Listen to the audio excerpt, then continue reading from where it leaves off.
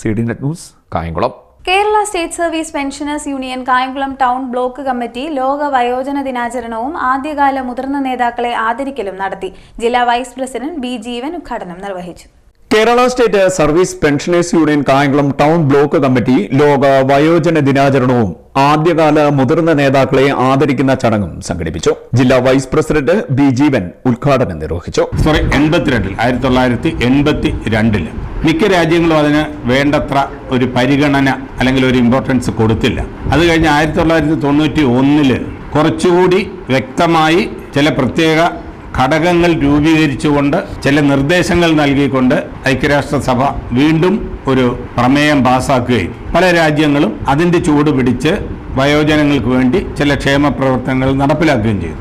India മഹാരാജ്യത്ത് 1999 കേന്ദ്ര സർക്കാർ അതിനു വേണ്ട നടപടികൾ തുടങ്ങി. അത് കഴിഞ്ഞ് 1-2 തവണയായിട്ട് ചില പരിഷ്കാരങ്ങളും വരുത്തി. കേരളത്തിനെ സംബന്ധിച്ചിടത്തോളം ഏറ്റവും കൂടുതൽ പ്രവർത്തനങ്ങൾ വയോജനങ്ങൾക്ക് വേണ്ടി നടപ്പിലാക്കിയ ഒരു സംസ്ഥാനമായിട്ട് നമുക്ക് കാണാൻ കഴിയും. കാരണം ലോകം മുഴുവൻ ശ്രദ്ധിച്ച ക്ഷേമ പെൻഷൻ പദ്ധതി അതാണ് അതിനകത്ത് ഏറ്റവും പ്രധാനപ്പെട്ട. ഒരു പ്രായം കഴിഞ്ഞ വയോധികരായ നിരാലംബരായ ആളുകൾക്ക് കേന്ദ്രം അനുവദിച്ച വളരെ തുച്ഛമായ ഒരു തുകയോടെ കൂടി ബാക്കി 1000-ൽ പരം രൂപയും കൂടി ചേർത്ത് 1600 രൂപ എല്ലാ മാസവും ക്ഷേമ പെൻഷൻ നൽകുന്ന ഭാരതത്തിലെ ഏക സംസ്ഥാനം കേരളമാണ്. ബാക്കി എല്ലായിടത്തും തുച്ഛമായ പെൻഷൻ കേന്ദ്ര ഗവൺമെന്റിന്റെ സ്കീം അനുസരിച്ച് കൊടുത്തുകൊണ്ടിരിക്കുമ്പോൾ നമ്മളത് ചെയ്തിട്ടു. കേരളത്തിൽ വനിതാ കമ്മീഷനുണ്ട്, യുവജന കമ്മീഷനുണ്ട്, ബാലാവകാശ കമ്മീഷൻ, ഇങ്ങനെ 3 കമ്മീഷനുകൾ വർഷങ്ങളായിട്ട് ഇവിടെ പ്രവർത്തിച്ചുകൊണ്ടിരുന്നു. അന്നെല്ലാം നമ്മൾ മുറവിളി കൂട്ടിയതാണ് വയോജനങ്ങൾക്ക് വേണ്ടി ഒരു കമ്മീഷനെ നിയമിക്കണം. എന്തായാലും 2025 ഈ വർഷം കേരള സർക്കാർ ഒരു വയോജന കമ്മീഷനെ വെച്ചു.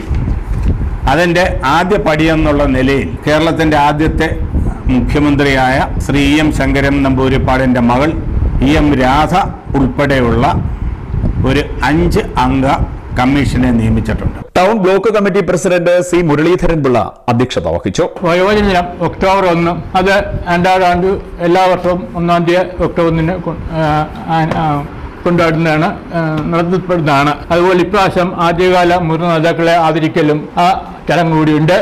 അപ്പോൾ ഈ പരിപാടികളെല്ലാം നമ്മൾ വളരെ വ്യക്തമായിട്ട് ഉത്തരവാദിത്തത്തോടുകൂടി നടത്തപ്പെടേണ്ടതാണ്. നമ്മൾ ഈ പറയുന്ന കാര്യങ്ങൾ പ്രധാനമായിട്ട് ഓരോ കാര്യങ്ങളും ചെയ്യുമ്പോഴും അതിൻ്റെതായിട്ടുള്ള ഉത്തരവാദിത്തം. അതുപോലെ നമ്മളൊരു കാര്യം പറയുമ്പോഴത്തേക്ക് കീഴ്വഴക്കങ്ങൾ സെക്രട്ടറി പൊടിയൻ കണ്ടല്ലൂർ സ്വാഗതം പറഞ്ഞു.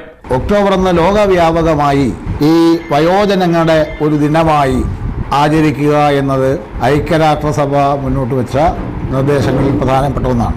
ലോകം തന്നെ നേരിടുന്ന വലിയൊരു പ്രതിസന്ധി വയോജനങ്ങളുടെ ആയുർദൈർഘ്യമാണ്. ഏറ്റവും വലിയ പ്രതിസന്ധിയായി ലോകത്തെമ്പാടും രാജ്യങ്ങൾ നേരത്തെ ഉണ്ടായിരുന്ന 60, 65, 70 റേഞ്ചിൽ നിന്ന് ഏതാണ്ട് 100 വയസ്സും അതിനധികവും ഒക്കെ ജീവിക്കുന്ന ആളുകളുടെ എണ്ണം ദൈനംദിനം പെരുകിക്കൊണ്ടിരിക്കുന്ന ഒരു കാലഘട്ടമാണ്.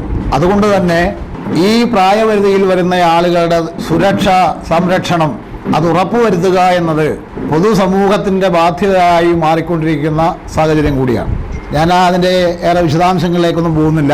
ഇന്ന് 2 കാര്യങ്ങളാണ് നമ്മൾ ഇതിനോടനുബന്ധമായി ചെയ്യാൻ ഉദ്ദേശിച്ചത്. ഒന്ന്, ഈ KSSPU എന്ന് പറഞ്ഞ പ്രസ്ഥാനത്തിൻ്റെ കായംകുളത്തെ അതിൻ്റെ രൂപീകരണ കാലഘട്ടം മുതൽ ഈ പ്രസ്ഥാനത്തിന് വേണ്ടി പണിയെടുത്ത് ഇന്ന് അവശരായി തീർന്ന അല്ലെങ്കിൽ ആരോഗ്യപരമായി ഏറെ ബുദ്ധിമുട്ട് അനുഭവിക്കുന്ന കുറേയധികം പ്രവർത്തകന്മാർ, നേതാക്കന്മാർ നമ്മളോടൊപ്പം ഉണ്ട്.